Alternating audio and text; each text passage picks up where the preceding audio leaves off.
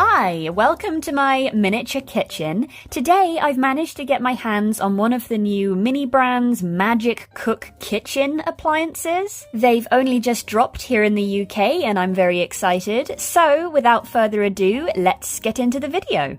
Okay, so this is the appliance we're going to be looking at today, courtesy of my mum, who, unbeknownst to me, had pre-ordered it on Amazon, I believe. So this arrived like the day they came out in the UK, which I was extremely excited about. That never happens for me. And if you aren't aware, the gimmick with these is that the appliance itself actually functions to cook whatever mini food item comes with it using a UV light, which of course we have kind of seen before with the Miniverse appliances. However, I believe this is the first time that Zuru have done it. So I am very curious to know exactly how this is going to work, as well as if I'll like it any more or less than I did the Miniverse ones. With that being said, let's go ahead and unbox this guy.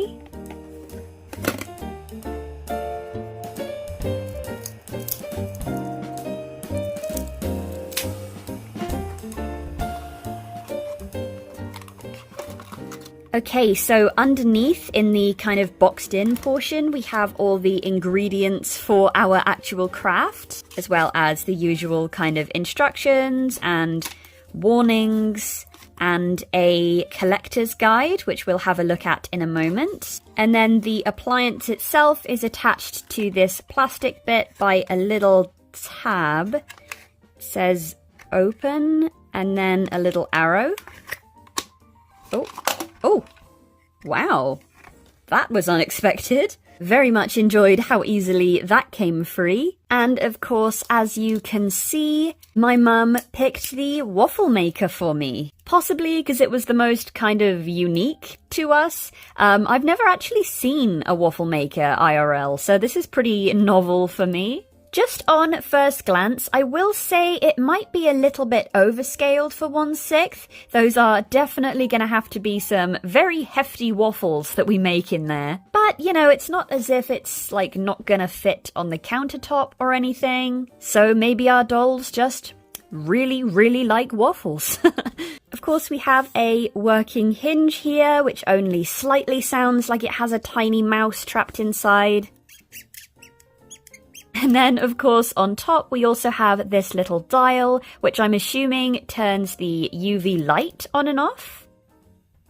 Yep, that's all working. So, fingers crossed, our waffles will cook nicely in here. Of course, as promised, let's have a quick look at the collector's guide. Oops. Oh, wow. I did not realize there were this many of them. So, we could have had a stand mixer, a popcorn machine, easy bake oven looking thing, a blender, a pasta machine, a toaster, the waffle maker of course, an ice cream machine, and then like a countertop stove burner thing. Out of these, I think I would really like that toaster. It would definitely go nicely in my kitchen. And the stand mixer is really cool as well. I'm not sure I'd really have much use for a popcorn machine. Maybe if I made like a cool bachelor pad man cave type situation, or a cinema, I guess. I also think if I got a hold of this toaster, I would also really like the pasta machine so that they would kind of match, you know? Although obviously we do have the pink waffle maker, so I guess the stand mixer would match best. Regardless, we have a waffle maker today, and so we are, of course, going to be making some waffles with it. The visual instructions look pretty simple. We just put the little molding compound thing inside our waffle press, close it, turn the UV on, and hey presto, we have a waffle. And it says it'll only take 10 to 15 seconds in the light as well, so we'll see how accurate that is. Before I open up the ingredients, I'm bringing in a little island unit so we have some more counter space to work on. I'm going to start with this packet since it fell out of the box first. 'Tis only fair. And, ooh, we've got a nice scalloped edge, sort of cornflower blue plate, and some loose berries. I'm so used to the, like, Happy Sun Farms Miniverse packaging. I was expecting them to be in their own little packet or box or something, but this is fine. I will say, so far, Mini Brands is winning on the blueberry detail. We had some Miniverse blueberries a while ago, and I did really appreciate that they were 2 different shades of blue. However, the Mini Brands one definitely has more sculpted details. I don't know how well you can see that. Also, please ignore my chip nail polish. The raspberries are also really cute, although I will say they kind of shape-wise remind me a little bit more of blackberries. You know, the really good giant blackberries that you can only reach if you climb into a really thorny hedge. And this is probably the most simple one I have ever made, because the only other thing we have that isn't instructions or warnings are these 2 little packets of sculpting compound, which I'm assuming we will have to mix together. Actually, looking back at the visual instruction booklet thing for a second, I guess we don't have to mix them together. I'm pretty sure that's what we had to do with the Miniverse, like, pie crust. But if we don't have to, I guess that'll make things extra easy. And I suppose it means we can also make more waffles? Maybe? Is that wrong? That's probably wrong. Anyway, I suppose that means we should get right into it. It's kind of crazy. This video is going to be over a lot sooner than I had expected. Ooh, we've got some very bright yellow putty in here. It's very soft. It's like a slightly less grainy feeling Play-Doh consistency. It does leave like a slight residue on your fingers, so maybe be aware of that. I did bring some gloves with me because I have some pretty bad eczema at the moment, and I thought there might be some liquid resin that we were using, but I think with this I should be fine to just wash my hands after. Here's hoping, anyway. And then I guess we just squish the whole packet of it into our waffle maker. This seems like it's going to be an awfully dense waffle, but the little guide thing definitely said 1 whole packet went into this, so we shall trust that. Plus, I guess we have to press down pretty well so that it definitely makes its way into all the little grooves. Okay, fingers crossed that is sufficient. And now we just press the lid down. I'm not sure exactly how far to push it down, but then I shall turn on the UV light. I think it's on anyway. It's kind of hard to tell with the lid down. I do sort of wish this red-green light up here was functional so that we could tell a bit easier. But I guess we'll find out in 10 to 15 seconds when this is meant to be fully cured. Okay, it should be done now. Turn that off, and oh, wait, I just touched it there and it's still extremely soft. Do I need to flip this over so the other side can cure? I guess the question is how I can do that if it isn't cured yet. Oh dear, sort of made a bit of a mess of that, but I guess maybe we'll try again? Wait, I need to get the grooves in the same place or it's gonna look wonky. I won't close it all the way, just enough to kind of lock the light in, and we shall see if that changes the consistency at all. Okay, it's had another 10 seconds. Oh, there's a color change feature, is there? Am I dumb? I did not know that was a thing. Okay, does that mean it's done? Wait, I'm so confused, guys. Okay, this is definitely still the same consistency we started with. Is the UV light just solely meant to change the color? And that's why we didn't have to mix the compounds, because this isn't meant to set hard? Oh. Okay, that was definitely very unexpected. So this is literally just a sculpting tool, essentially, and then the UV light triggers a color change in the center of the dough to make it look more cooked. Huh. You know what? I am going to just quickly try and mix the two together and then split it in half and try again, just in case I am being like a complete idiot here. I do really feel like if this was what you were meant to do, it would say in the little guide thing. But I guess just for the sake of argument, we are going to try it this way and just check I haven't got completely the wrong end of the stick here. Okay, I think our time is up. Let's try this again. Oh, okay, we've definitely got a good color change. And yep, it is still the same consistency, which does raise the question of how we're meant to try and get it out without destroying the sides. Okay, it is out, but it's not the prettiest. And also the color change has faded very fast. And I guess now we just set it on our plate and sprinkle the berries on top, and that's the entire craft.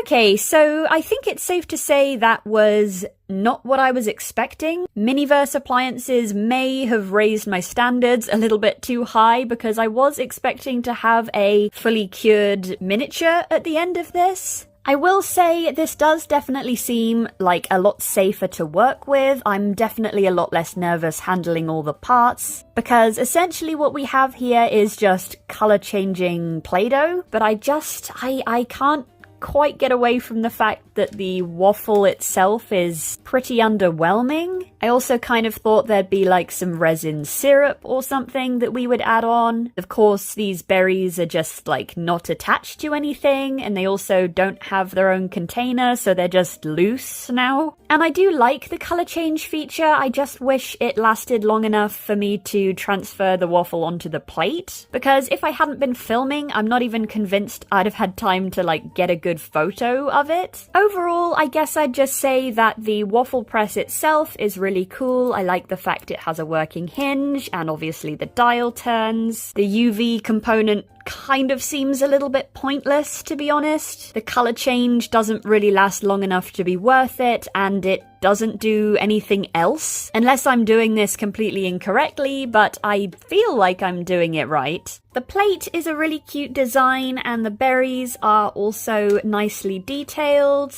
I may have to add them into one of the like Happy Sun Farms containers just so I don't lose them immediately. The putty itself is pretty fun to play with. It's definitely very soft, and it is nice not to have to kind of really thoroughly mix the two together. That can be a little bit stressful. I personally get a lot of pain in my finger joints, so on a bad flare day, less mixing is definitely a plus for me. And of course we can reuse it over and over, I'm assuming, anyway. Especially since we have so much of it, I probably need to get like a airtight container to put it in. I don't know if it will eventually dry out like Play-Doh kinda does. Does Play-Doh dry out, actually? I can't remember. That's a thought, actually. I wonder what would happen if we made it and then just left it. Do we think it would keep its shape nicely, or would it just like crumble and become really brittle anytime I tried to touch it? That also gives me an idea though. I wonder if I could just use some actual polymer clay in a similar color, use the waffle press to form it into a waffle and then bake it in the oven.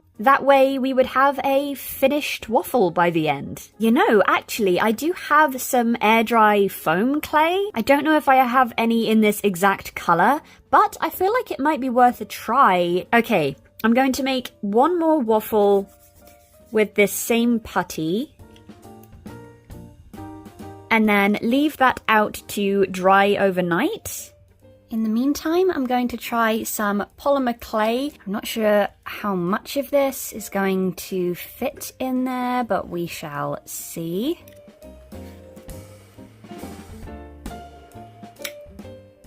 Oh, okay. That was quite a bit harder to press down, so I wasn't sure how well it would fare, but it seems to have taken the print nicely. Let's see how well it comes out. Not well so far.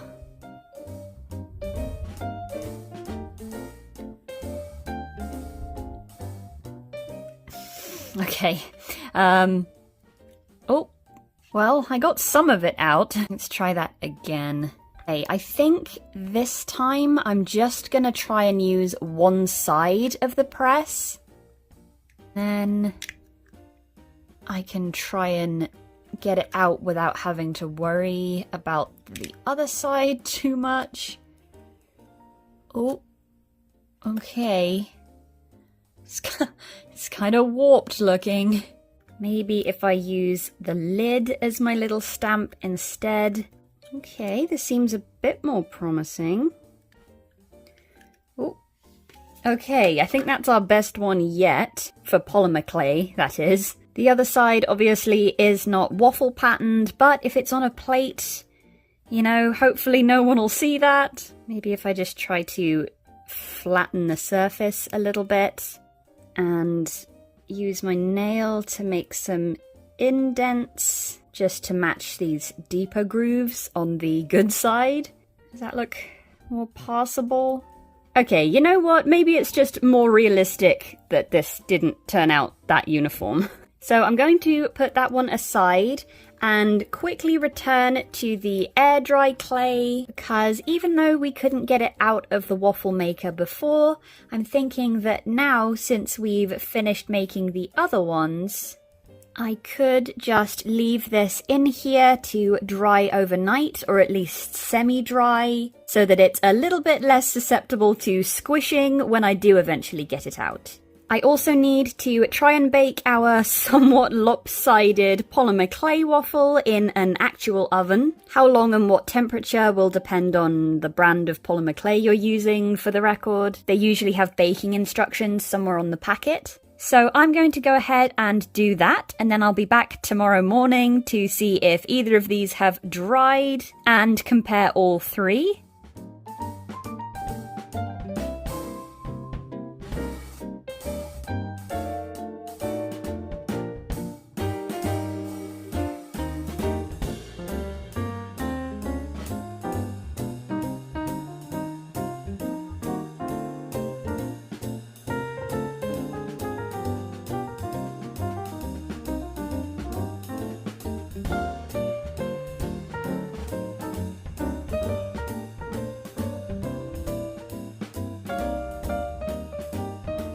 Okay, it's the next day now, and as you can see, I went ahead and baked my polymer clay waffle, and I also gave it a little bit of a paint job to make it look a bit more realistic, as well as kind of mimicking the darkness in the center that the UV light is meant to do.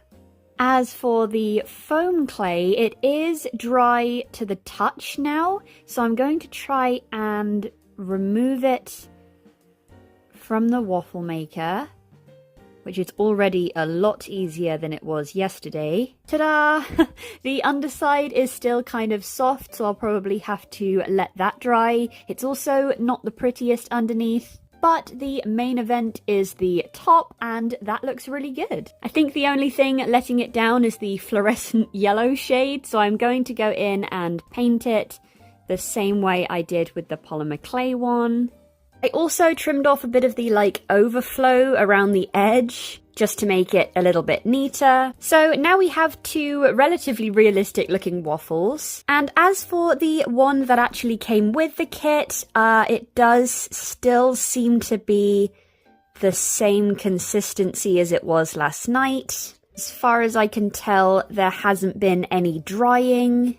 Some of these really thin bits around the edge may have dried out slightly, but yeah, pretty sure this could easily just be reused again. That's okay though, because now we have two more waffles to choose from. I do kind of prefer the texture and shape of the foam clay one, but since it's still a little bit soft underneath, I think I'm going to go forward with the polymer clay one for now. I'm going to set it on the provided plate, and then I've got some resin honey that was left over from a Miniverse set. I can't remember which one, but we're going to use this as syrup.